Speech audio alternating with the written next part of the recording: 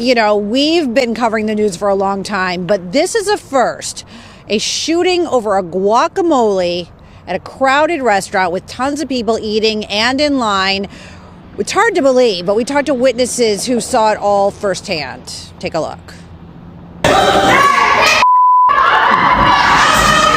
Chaos at Chipotle. A customer shoots an employee. It was loud, and then we all just ran out because it was, wouldn't expect to, I wasn't really thinking about there was going to be a shot, but there was. It happened shortly before 7 o'clock Friday night at the Chipotle on Evergreen in Southfield. Witnesses say it all started out as an argument over food. A source close to the investigation says it was specifically over guacamole. I was just eating a bowl, and I heard shouting.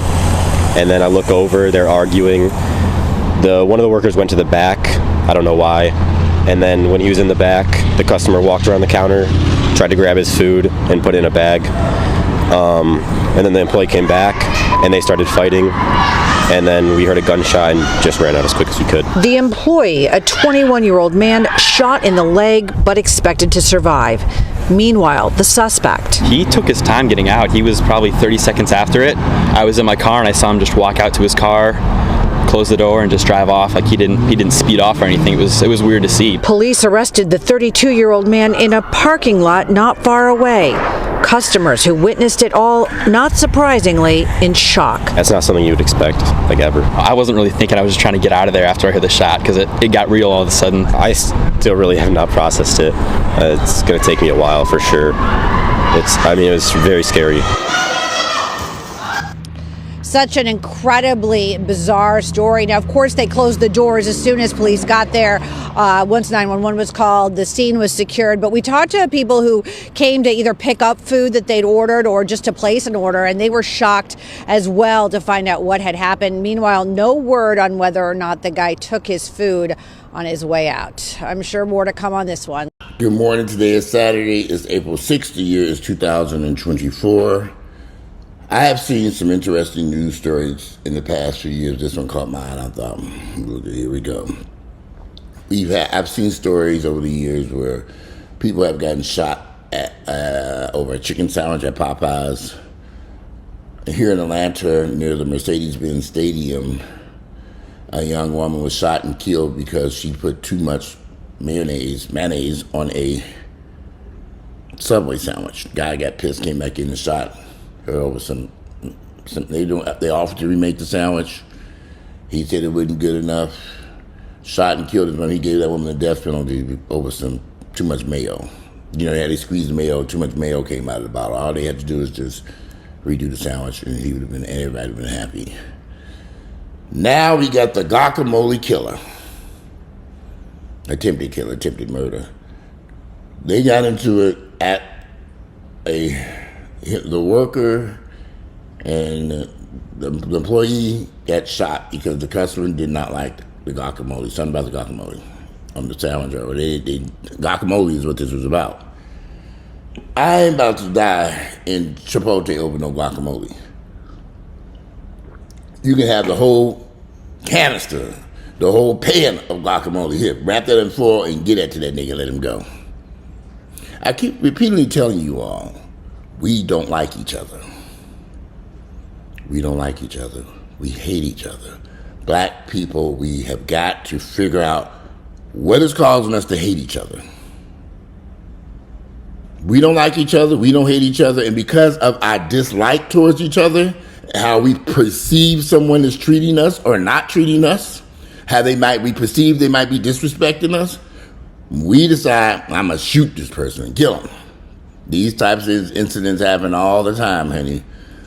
That's why I keep telling y'all, stay away from these heathens. Stay away.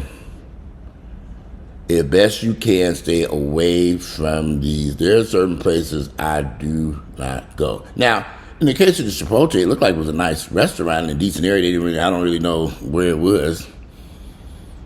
But the employee, the guy who I would love the rest of the person so they didn't show his picture. I'm sure he was a nigga. I could be wrong. Yeah, right. I ain't wrong about that shit. Guacamole, I'm going to shoot and kill somebody, injure somebody over some damn guacamole. Shot in the leg. Could have killed the guy, could have paralyzed him, could have all kinds of shit over guacamole. I guess I just don't get that mad about that when I go to places and stuff. If I walk into a restaurant and it's a long line of people, or there's a really popular Subway stop they open up the street for me. Every time I go in, it's crowded. So I don't hang around because there's too many people, crew crowded. I go up the street to this other place. Why not? I can kind of make my little sounds. I ain't in no rush. Shit. I'm not rushing, and I'm not. I just find it hard to believe how black people, how we treat each other over the most minor incidents. That we feel that this person should die or be severely injured over something as minute as some guacamole or some mayonnaise or a chicken sandwich, or one lady was shot and killed at this McDonald's in the West End over French fries. French fries. We seem to really take it to a whole nother level. And I always wonder, is the drugs involved? Are the people doing the shooting, are they on drugs at the time? Are they drunk? Are they high? Is this something that they... But then I had a friend. I had an acquaintance that I'd known for a little while. He was very hot-headed. Oh, gosh, he would go off on the littlest thing. He stayed... He said he got in trouble in Miami, and the judge told him he needed some type of anger management class. And I had to be very careful in having a conversation with him. He's like, what is that? What is that? He just ready to go. And I'd be like, I didn't mean it that way. I just said, so eventually I learned I'm not ready to be able to deal with this guy. Because he goes from 0 to a billion in 2 seconds flat over the most minute thing. And I had heard from other people who used to know him. They said, be careful, that boy crazy. And now they got into an incident when they went to court of physical violence. I just don't know. I try not to... you give a person the benefit of the doubt, but when you see people acting a fool consistently... I have a nephew, he called me on the phone, he just screaming, hollering, screaming. I said, you need to calm down. First off, I told you about calling me screaming and hollering. First, it's too early in the morning, I ain't had a cup of coffee, I'm still in bed, and you screaming and hollering about something I don't even give a fuck about. Grandma, so it's always somebody doing something to you, you're always the victim in this shit. Always. Do you ever wake up and say, oh man, I fucked up, I did this wrong, and yell at your damn self? Eating a nigga. And I see him call, I said, this boy crazy as hell. He's my nephew, but that nigga crazy. There's a lot of crazy niggas out there, y'all. And so I love when y'all come out and comment about you always talking about black people. Well, I'm black. It would be kind of weird for me to see me talking about Jewish people or Latino people or white people or Korean people or Asian people. I don't know them folks. Don't know nothing about them. I can tell you all about niggas. Yeah, I can tell you about that shit all goddamn fucking day long. 54 years experience in Niggerville. I can tell you about them niggas. All about it. You don't like it? Go look at Oprah. I mean, that's another thing, y'all. Y'all got Oprah, you got Tyler Perry, you got all these positive people out there on YouTube, and Oprah got her own network over there. I don't know, talking about diet. She's on a big diet kick now. Ozempic. Go watch her. She did a special a couple of weeks ago, a week or two ago, about Ozempic and diet, and so she's all happy about that now. Go look at her. Get you some Ozempic or whatever. She wouldn't say what she was taking. She's taking something. This is a good thing. It's good. Weight loss is good. But anyway, y'all stay away from these niggas. I have friends that constantly, every weekend, they're at the club. They're at the club, at the club, at the club, at the club. And it's always something. Busted car windows. They got robbed. This happened. It's always something. They just can't get in and out of there without something happening. Occasionally, the death that happens. And I say, why do y'all keep going to these clubs with all this shit going on? Ain't nothing else to do. But there's a lot else to do. I count sheep at nighttime, go to sleep. And if you love clubbing so damn much, why don't you open up your own damn club and get your own security and so you can have a safe environment so you can get in and out of there. I mean, it ain't that serious for me about going to these clubs these days because it's too dangerous. She used to be, you can go out and club, party, have a nice time, bring your ass home, everything be hunky-dory, not no more. The risk is too great between the drunk drivers, the shootings and killings, the road rage people. No, it's like I'm just trying to go home. Fuck that shit.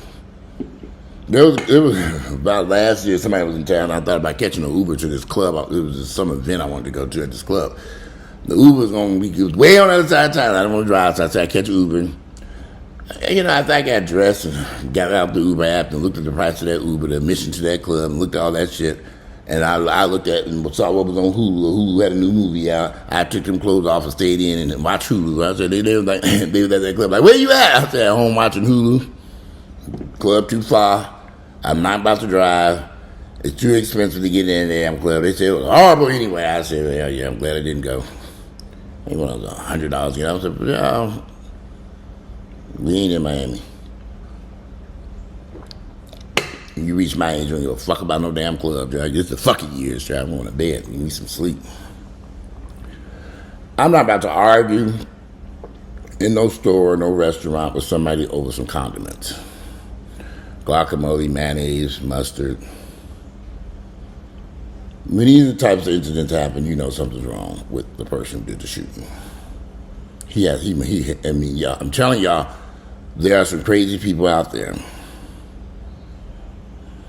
One of my nephews shot at his brother a few years back.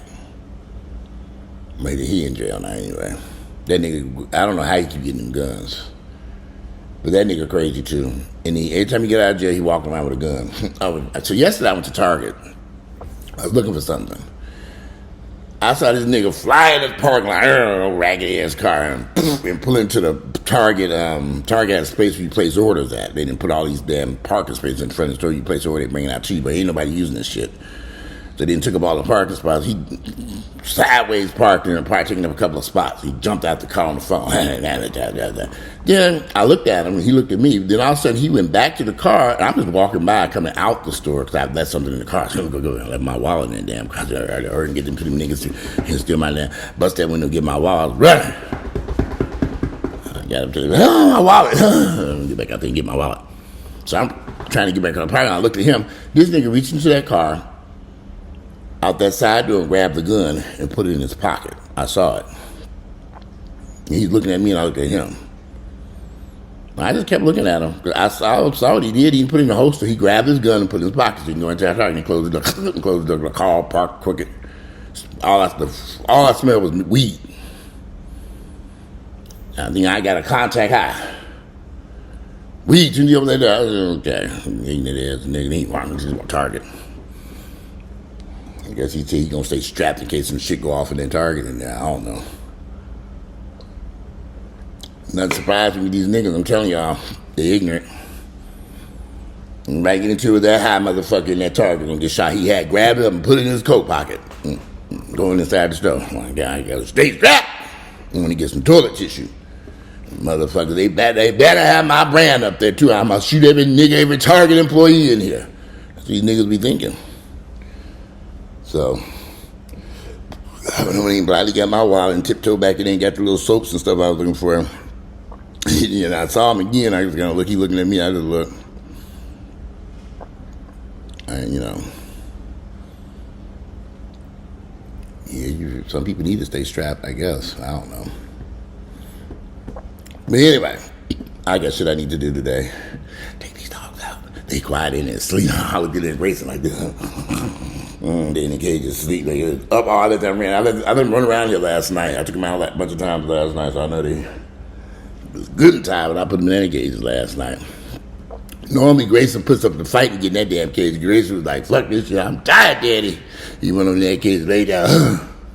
I threw a little bone and biscuit in there for him. He was like, I looked in there, he ain't ate that biscuit yet. I looked at it, it was still sitting over there. He said, I'm too tired to eat this damn biscuit. And I ran their asses around and I threw toys all night long. They run all over the damn place. So I can get some sleep. I need to take the ass to the doggy park. Do y'all know a good doggy walker? Y'all can come pick the dogs up and take them to the doggy park and get them bathed and get them back to that. Oh, thank you. Here's your pay. I'm dead ass serious. I need one of them buses you see on Instagram and Facebook. Dogs run out and get on the bus. And you must either run out there, get on that school bus, and go their ass to doggy school or whatever they do it. Doggy daycare. It would be so nice. Rich white folks like dogs at doggy daycare. Where are the dogs at, Molly? Oh, they're at doggy daycare.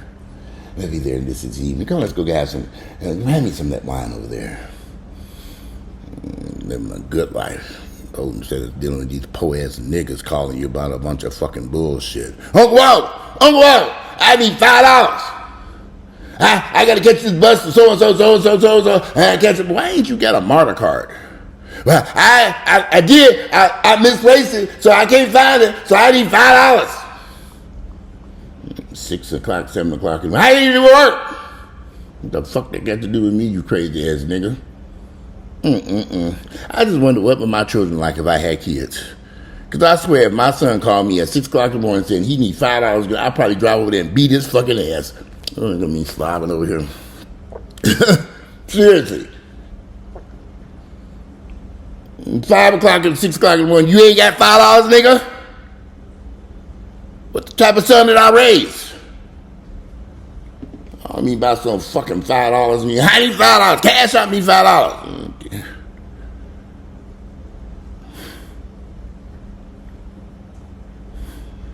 It's a sad scenario here. That's just one crazy nigga that can read this one off the hook. My little nephew, I mean, God, he ain't little 30-something years of age, might I add. Grown ass nigga.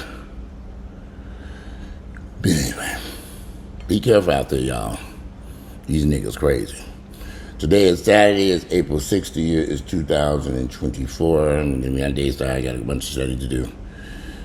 Let me run up the street. Let me take these dogs out. I'm out of here. Enjoy the rest of this day, y'all, and I'll speak to y'all later.